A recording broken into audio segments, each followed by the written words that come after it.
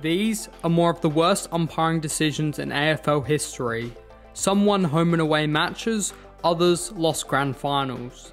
In a 2023 match between GWS and Carlton, Stephen Coniglio appealed to the umpire for a free kick for the Giants against Harry Mackay, who had just disposed of the ball illegally. But the umpire declared it as an act of dissent, and so Jesse Motlop was given a free kick right in front of goal to put Carlton up by 1 point with only 10 minutes left in the game. This was a crucial goal in the end, helping the Blues to a 10-point win. In a 2018 showdown between Port and Adelaide, Josh Jenkins kicked what looked like a goal, and upon looking at the score review, it seemed certain that this was a goal, but it was not. How do we know this? Well, Jenkins admitted that he thought it hit the post in a press conference interview. It's hard to blame the umpires here, but Jenkins' lack of celebration was definitely a dead giveaway.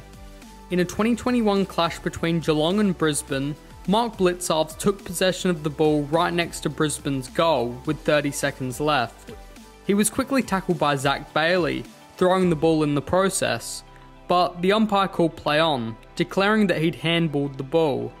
This cost Bailey a shot after the siren, but luckily he'd get redemption by kicking an after the siren goal against Collingwood the following week.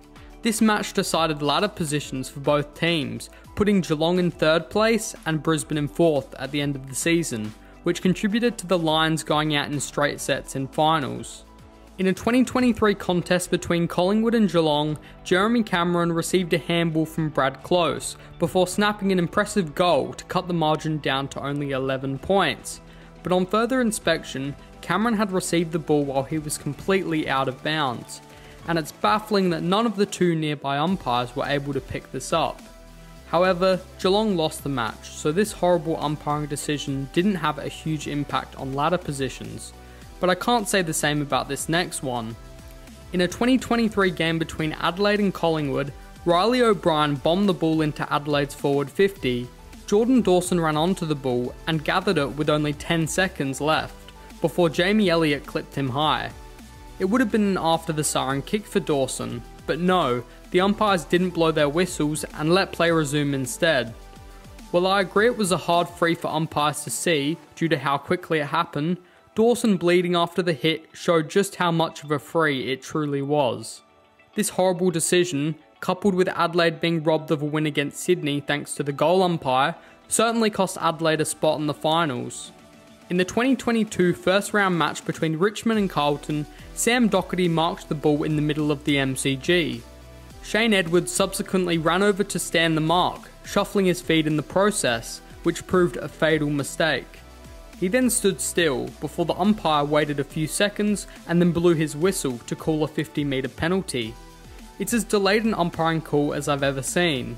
Carlton won the match comfortably by 25 points, and this was definitely a momentum shifter in the match as it brought the Blues fans into a frenzy, celebrating a goal from a player who has gone through so much adversity. In the 2023 blockbuster between Carlton and Melbourne, Christian Petrarca appeared to kick a certain goal that put the Demons up by 1 point with just 43 seconds left. But the umpire called a score review, declaring that his original decision was a rush behind. Upon review, there was no sign of the ball being touched by Caleb Marchbank, and so the score review panel called the kick a touch behind, possibly fearing that they'd be blamed for ruining Carlton's finals chances if calling it a goal had later deemed to be incorrect. That was the last score of the match, with Carlton winning by 4 points, knocking the Demons from 2nd to 4th on the ladder at the conclusion of the season. In the 2022 elimination final between Brisbane and Richmond, Tom Lynch took a mark only a few metres out from goal with just 2 minutes left on the clock, to extend Richmond's lead to 9 points with a straight kick. The angle was tight and so he chose to kick a checky, but Lynch's kick went straight over the left goalpost, and so it was impossible to tell whether it was a goal or not. The umpire's original decision was a goal, which is obviously hard to argue with. However, this wasn't the horrible umpiring decision, but instead it occurred when the score review panel shockingly overruled Lynch's kick as a behind with no definitive evidence. Many Richmond fans will argue that this decision was heavily influenced by Lynch's lack of celebration after his set shot, and I don't blame them. Joe Danaher then kicked a goal with 1 minute left, knocking the Tigers out of premiership contention. In the 1997 semi-final between Adelaide and Geelong, Geelong's Lee Colbert kept his eyes on the footy, running back to take a clean, courageous mark that should have seen him line up for goal. But that didn't happen. The umpire blew his whistle and called a ball up, before Colbert had even been tackled. Geelong players were understandably very upset. Eventually, Adelaide won the match by 8 points, going on to win the 1997 premiership against St Kilda, which makes you wonder if the umpire had made the correct call, could Geelong have won that year's premiership instead? In the 1997 preliminary final between Adelaide and the Western Bulldogs 1 week later, Tony Liberatore gathered a ground ball and fired a quick snap towards goal that sailed straight through the big sticks. The crowd erupted and Liberatore started energetically celebrating. That was until the umpire signalled that his kick was a point. Now at the time, the Bulldogs weren't that frustrated. I mean, they were up by 23 points with 11 minutes to go against an inaccurate Adelaide side that had kicked 8 goals, 18 behinds up until that point. But the Western Bulldogs would not score a single goal for the rest of the match, while Adelaide piled on 4 goals, leading them to an infamous 2-point victory that sent them straight to the MCG for that year's grand final, while the Bulldogs were sent packing.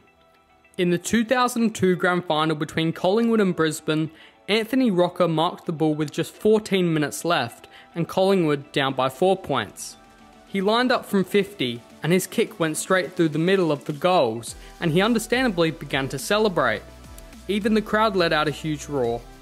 But he would go from celebration to anger when he eventually realised that the goal umpire had called his kick a point.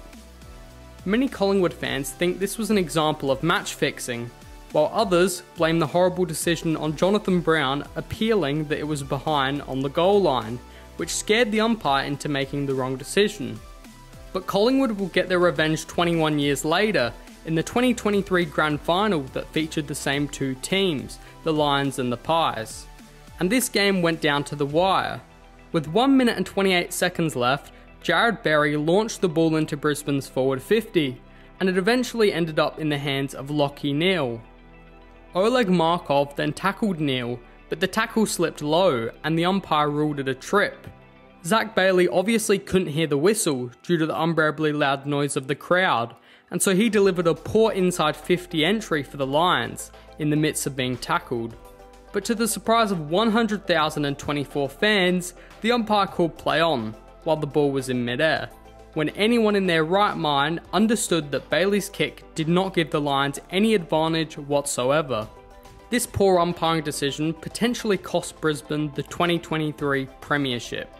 Tell me which other umpiring decisions you want to see in a part 3 in the comments down below, and subscribe if you enjoyed the video. See ya.